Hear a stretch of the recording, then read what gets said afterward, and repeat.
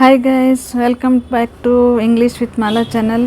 Please guys, ನನ್ನ ಈ ಚಾನಲನ್ನು ಎಲ್ಲರೂ ಸಬ್ಸ್ಕ್ರೈಬ್ ಮಾಡಿ, ಲೈಕ್ ಮಾಡಿ, ಕಮೆಂಟ್ ಮಾಡಿ ಹಾಗೂ ಶೇರ್ ಮಾಡಿ. ಪ್ಲೀಸ್ ಗೈಸ್, ನನಗೆ ನೀವು ಇದು ನನ್ನದು 4ನೇ ಚಾನಲ್. ನನ್ನ ಇನ್ನೂ 3 ಚಾನಲ್ ಇದೆ. ಅದಕ್ಕೆ ನೀವು ಯಾವ ರೀತಿಯಲ್ಲಿ ಸಪೋರ್ಟ್ ಮಾಡಿದ್ದೀರಾ, ಎನ್ಕರೇಜ್ ಮಾಡಿದ್ದೀರಾ, ಅದೇ ರೀತಿಯಲ್ಲಿ ಇದಕ್ಕೂ ಸಹ ಎನ್ಕರೇಜ್ ಮಾಡ್ತೀರಾ, ಸಪೋರ್ಟ್ ಮಾಡ್ತೀರಾ ಅಂತ ಅಂದ್ಕೊಂಡಿದ್ದೀನಿ.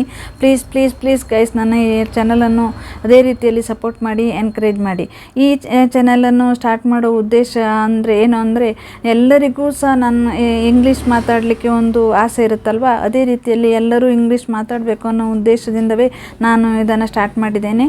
ನೀವು ಕೂಡ ಇದನ್ನು ನೋಡಿಬಿಟ್ಟು ಇದರಲ್ಲಿ ನಿಮಗೆ ಕನ್ನಡ ಮೀಡಿಯಮ್ ಇರಲಿ, ಇಂಗ್ಲೀಷ್ ಮೀಡಿಯಮ್, ಕನ್ನಡ ಮೀಡಿಯಮಿಂದ ಬಂದವರು ಇರಲಿ, ಅಥವಾ ಹಳ್ಳಿಯಲ್ಲಿ ಕಲ್ತವ್ರು ಇರಲಿ, ಅಥವಾ ನಿಮಗೆ ಏನು ಬರದೇ ಇದ್ರೂ ಸಹ ಇದನ್ನು ಕಲಿತ್ರೆ, ನೀವು ಇದನ್ನು ನೋಡಿ ಕಲಿತಾ ಇದ್ದರೆ ನಿಮಗೆ ಆಟೋಮೆಟಿಕ್ಲಿ ಇಂಗ್ಲೀಷ್ ಬರ್ತಾ ಹೋಗುತ್ತೆ, ಮಾತಾಡ್ತಾ ಹೋಗ್ತೀರಾ ನೀವು. ನನಗೆ ಸಹ ತುಂಬ ಕಷ್ಟ ಆಗಿತ್ತು ಇಂಗ್ಲೀಷ್ ಮಾತಾಡಲಿಕ್ಕೆ.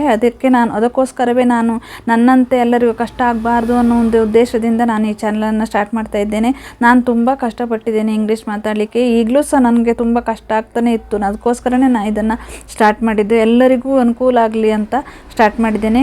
ಇದರಿಂದ ನಿಮಗೆ ತುಂಬ ಅನುಕೂಲ ಆಗುತ್ತೆ ಅಂತ ನಾನು ಅಂದ್ಕೊಂಡಿದ್ದೇನೆ. ಪ್ಲೀಸ್ ಪ್ಲೀಸ್ ಪ್ಲೀಸ್ ಗೈಸ್, ನಂದು ಇದು 4ನೇ ಚಾನಲು.